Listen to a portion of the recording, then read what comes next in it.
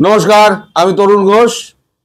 কালকে গভীর রাতে আমাদের এখানে এসে পৌঁছচ্ছেন রাশিয়ার প্রেসিডেন্ট পুতিন।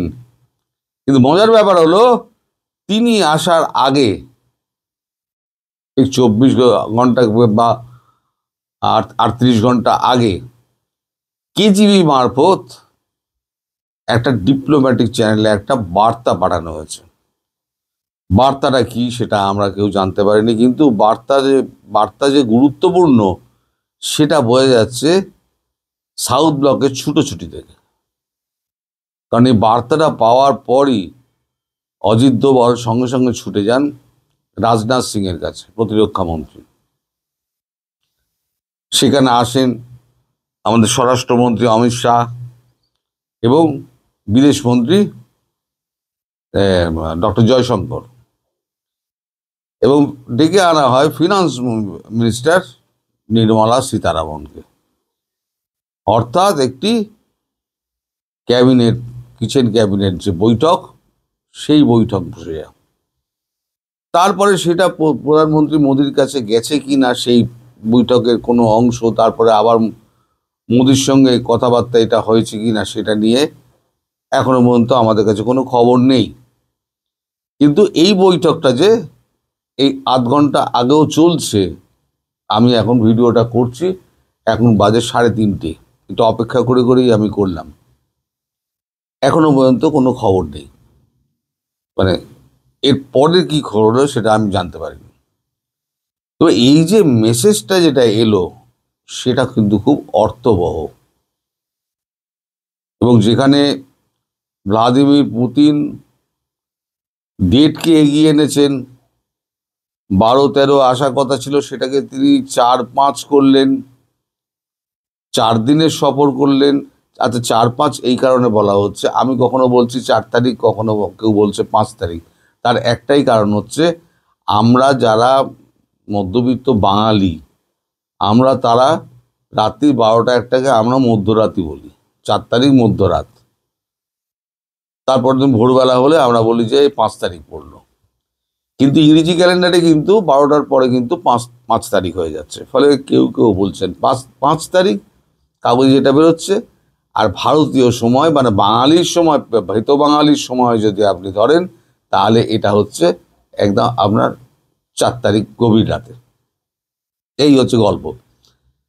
হঠাৎ কি এমন ঘটলো, এর মধ্যে লুকিয়ে আছে কিন্তু রহস্য। কারণ বাংলাদেশ নিয়ে কিন্তু এখানে প্রচুর গল্প রয়েছে। গল্প আমার মনে হচ্ছে, সন্দেহ হচ্ছে এই কারণে, কূটনৈতিক মহলে কথাবার্তা বলে যেটা জানা গেল সূত্র মারফত, যে বাংলাদেশে একটা বড় অঙ্ক এখানে রয়েছে। আপনাদের হয়তো স্মরণে থাকতে পারে যে এর আগে 45 মিনিটের একটা বৈঠক হয়েছিল ভ্লাদিমির পুতিন তার গাড়িতে। ওই গাড়িতে আর কেউ ছিলেন না, শুধুমাত্র নরেন্দ্র মোদী এবং পুতিন। সেই বৈঠকের খবর কিন্তু কেউ জানে না। এবারেও একটা রুদ্ধতার বৈঠকের কথা আছে, যেটা আমি আগেও আপনাদের বলেছিলাম। মানে বাংলাদেশ থেকে এমন কিছু খবর একটা এসছে যেটা পুতিনের কান খাড়া করে দিয়েছে। আর বাংলাদেশে কিন্তু কেজিবি এখন প্রচন্ড অ্যাক্টিভ। এই যে আপনাদের ওখানে যে জ্যাকসন মারা গেলেন, তার আগে বেশ কয়েকজন আমেরিকান মারা গেলেন, মারা তো গেছেন, এটা আপনারা সবাই জানেন। কিন্তু সিআইএ হঠাৎ এলো, সিআইএর লোক এলো, এসে ময়না তদন্ত কিচ্ছু করতে দিল না, কোনো সারা শব্দ নেই, কোনো নেই, একদম মৃতদেহ নিয়ে বেরিয়ে চলে গেল। এরকম আরও কিছু আছে যেগুলো এরকম মৃতদেহ বেরিয়ে গেছে। এসব করছেন না, বাংলাদেশ এসব করে না। করে যা করে দূর দেশে করে, পার্শ্ববর্তী দেশে করে না। কিন্তু রাশিয়া এটা ক্লোজলি অবজার্ভ করছে, এবং রাশিয়াই কিন্তু খবর দিয়েছিল যে বাংলাদেশ মারফত এমন একটা চক্রান্ত করা হচ্ছে। ভারতের প্রধানমন্ত্রী যখন চীনে যাবেন, তখন তাকে একটা হত্যার ছক করা হচ্ছে। এই খবরটা কিন্তু রাশিয়ান কেজিবি দিয়েছিল। তারপর যথারীতি সমস্ত কিছু চেক টেক করা হয়, দিয়ে দেখা যায় খবরের সত্যতা ঠিক একদম।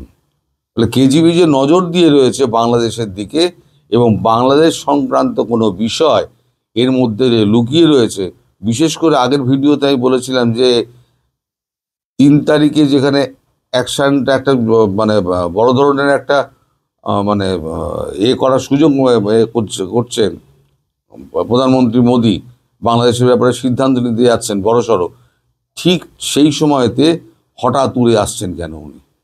টাইম এগিয়ে দিয়ে উড়ে আসছেন কেন? এখন একটা মেসেজ পাঠালেন এবং এমন গুরুত্বপূর্ণ মেসেজ যে এখানে কিচেন ক্যাবিনেট বৈঠক বসে গেল। অবশ্যই জানতে পারবো, কিন্তু একটু করে এই সমস্ত গুরুত্বপূর্ণ খবর পেতে একটু সময় লাগে। সরি। তো এর মধ্যে কিন্তু আমরা ওই দোহাতে একটা বৈঠক হয়েছিল, খলিলুর রহমানের সঙ্গে সিআইএর বৈঠক হয়েছিল, মনে পড়ে আপনাদের? যেখানে ভারতের লোকও ছিল, তারপরেতে সেখান থেকে সিআইএ এবং খলিলুর আলাদা করে একটা বৈঠক হয় এবং সেখানে মানে ভিডিও কলে সার্জিও গোর ছিলেন ভিডিও কলে। সেখানে হয়তো খলিলুরকে এমন কোনো বার্তা দেওয়া হয়েছিল ডক্টর ইউনূস সম্পর্কে, এমন কোনো একটা বার্তা নিশ্চয়ই দেওয়া হয়েছিল, সেই বার্তাটি ইউনূসের কানে খলিলুর এসে দিয়ে দিয়েছে।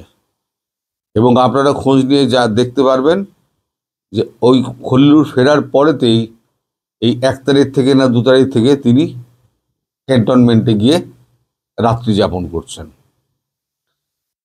এই যে আমি একটা পোস্ট দিয়েছিলাম যে উনি প্রাণনাশের আশঙ্কা করছেন, প্রাণনাশের আশঙ্কা উনি করছেন, কারণ এই খবরটা খলিলই দিয়েছে, সিআইএ সূত্র ধরে এই খবরটা দিয়েছে যে বাংলাদেশের একমাত্র বিষদাঁত হচ্ছে গিয়ে ডক্টর ইউনূস।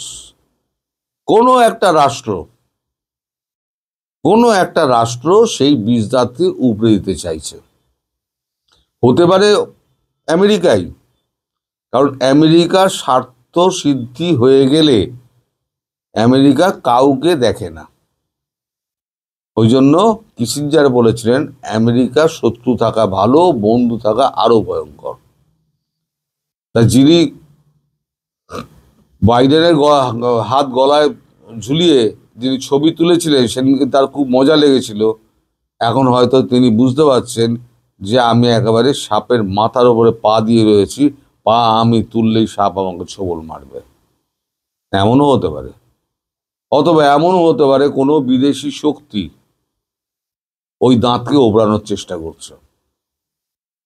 আমার পরবর্তী যে মানে ইউনূসকে নিয়ে ভিডিও করার যে ইঙ্গিতটা ছিল সেটা হচ্ছে এই ধরনের কিছু ইঙ্গিত দিয়ে আমি করে দিয়েছিলাম, যে আর নির্যাসটা আপনাদেরকে বলে দিলাম যে কেন ভয় পাচ্ছি না। আর আপনারা যারা বলছেন যে ইউনূস বহুদিন ধরেই রাত্রি যাপন করছেন, এই কথাটা ভুল। সম্পূর্ণ উনি যমুনাতেই আছেন, রাত্রি যাপন যমুনাতেই করছিলেন। ইদানিং 3-4 দিন উনি যমুনায় থাকছেন না, উনি ক্যান্টনমেন্টে গিয়ে ঢুকে বসে থাকছেন। এবার আর একটা হিসেব করুন, আর একটা হিসেব করছে জেলেনস্কি কিন্তু বলেছিল মোদি যদি মধ্যস্থতা করেন তাহলে এই যুদ্ধ আমি থামাতে রাজি আছি। এখন জেলেনস্কির মনে আছে যে ডোনাল্ড ট্রাম্প তার অফিসে ডেকে নিয়ে জেলেনস্কিকে কি অপদস্থ করেছিলেন। ডোনাল্ড ট্রাম্পকে যেমন ইউরোপ বিশ্বাস করে না, তেমনি রাশিয়া বিশ্বাস করে না, ভারত বিশ্বাস করে না, চীন বিশ্বাস করে না, পৃথিবীর কোনো দেশ বিশ্বাস করে না, জেলেনস্কিও বিশ্বাস করে না। ফলে জেলেনস্কিকে যতই বোঝানো হোক, ট্রাম্প বোঝাক, জেলেনস্কি কিন্তু বুঝতে রাজি নয়। জেলেনস্কি জানেন এখানে একমাত্র যে ব্যক্তি যিনি আছেন তিনি হচ্ছেন নরেন্দ্র মোদী, যার কথা রাশিয়া শোনে, যার কথা আমি শুনলে পরে আমার ভালো হবে। হয়তো যুদ্ধটা থামানোর জন্য হয়তো রাশিয়া মধ্যস্থতা করতে চাইবে, মধ্যস্থতা চাইবে হচ্ছে নরেন্দ্র মোদীর। সেটাও একটা কিন্তু পয়েন্ট হতে পারে। পুরোটা বাংলাদেশ জড়িয়ে আছে, কিন্তু এটাও কিন্তু একটা পয়েন্ট হতে পারে। কারণ রাশিয়া জানে যে ভারতবর্ষ রাশিয়ার একেবারে চিরকালীন বন্ধু।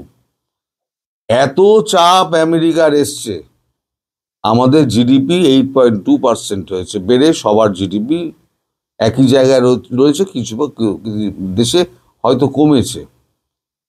রাশিয়ার জিডিপি বেড়ে গেছে, সেটা হচ্ছে ভারতের সঙ্গে ব্যবসা করে। তখন যে এত চাপের মুখেও ভারত যে তেল কেনা থেকে সরে আসেনি, এটা কিন্তু রাশিয়া কিন্তু জানেন তো, যে কোনো এজেন্সি, যে কোনো দেশ বিহেভিয়ারাল মানে আচরণগত ব্যাপারগুলো দেখে, যে এই লিডারটা কিভাবে তার মুভমেন্ট করছে, তার বডি ল্যাঙ্গুয়েজ কি, সে কিভাবে ভাবছে। উনি এতে বৈঠক করতে যাচ্ছেন, ট্রাম্পের সঙ্গে বৈঠক করতে যাচ্ছেন, সব দেশ নানান কটূক্তি করেছে, ভারতবর্ষ কিন্তু চুপ, ভারতবর্ষে একটা কথা বলে না। এগুলো প্রত্যেকটা কিন্তু কূটনীতিতে কাউন্ট হয়, প্রত্যেকটা। তার উপর নির্ভর করে যে পুতিন কার ওপরে ভরসা করবে। ভারতবর্ষের যে দীর্ঘদিনের ভূমিকা, সেটা রাশিয়া জানে যে আর যেই আমার হাত ছাড়ুক না কেন, ভারতবর্ষ ছাড়বে না। ফলে যেমন রাশিয়া ভারতকে সাহায্য করে, সেটা অর্থনৈতিক দিক হোক, ব্যবসায়িক দিক হোক, তারপর আপনার গোয়েন্দা সূত্র এদিক ওদিক করা হোক, তেমনি ভারতও রাশিয়াকে রেসিপ্রোকেট করে ওইভাবে।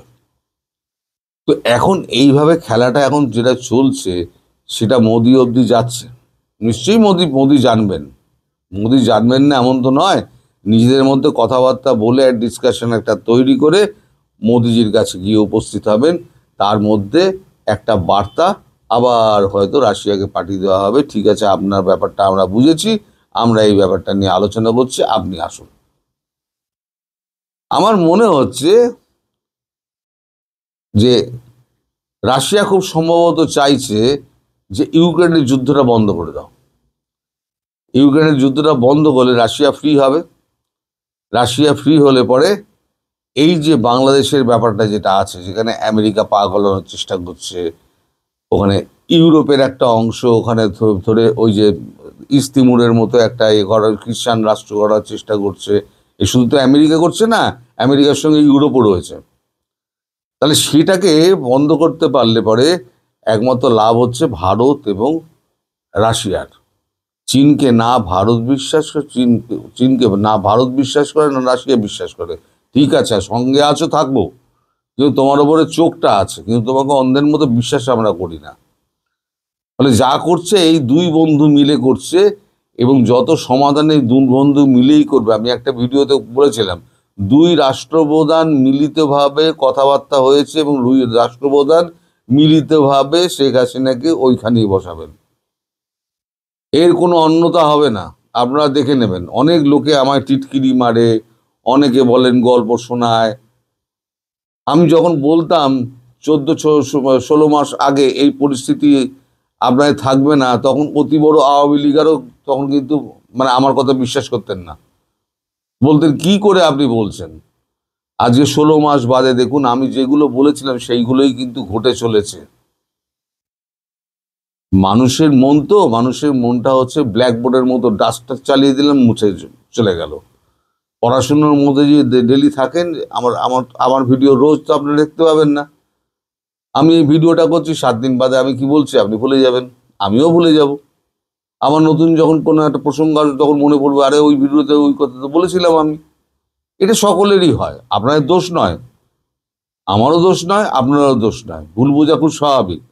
কিন্তু আপনারা নিজেরা ভেবে দেখুন যে 18 মাস, ওই 16 মাস আগে বাংলাদেশের কি ছিল, আর 16 মাস পরে বাংলাদেশের কি অবস্থা হয়েছে।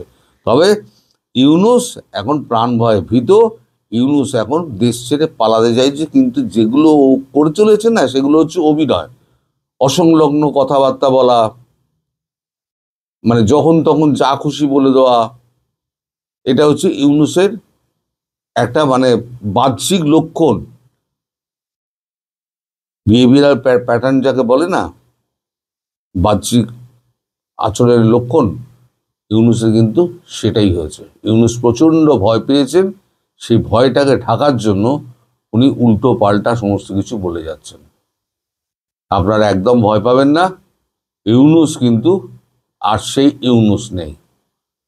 আর পুতিনকে আসতে দিন, নিশ্চয়ই এর মধ্যে বাংলাদেশের কোনো অঙ্ক লুকিয়ে আছে, এবং সেটা গভীর অঙ্ক, যেটা বাংলাদেশের কেউ কল্পনা করতে পারছে না, এরকম একটা অঙ্ক লুকিয়ে আছে। কূটনীতির খেলা বোঝা দাদা খুব মুশকিল, খুব মুশকিল। দাবার বোর্ডে কে কোথায় ছেলে রেখে দিয়েছে আমি ধরতে পারবো না, কিন্তু যারা খেলছে তারাই একমাত্র জানে। সবাই ভালো থাকবেন, সুস্থ থাকবেন এবং সাবধানে থাকবেন। যদি এর কোনো ডেভেলপমেন্ট হয় তাহলে অবশ্যই আপনাদের জানাতে আমি আবার আসব। ততক্ষণ পর্যন্ত বিদায় নিচ্ছি, নমস্কার।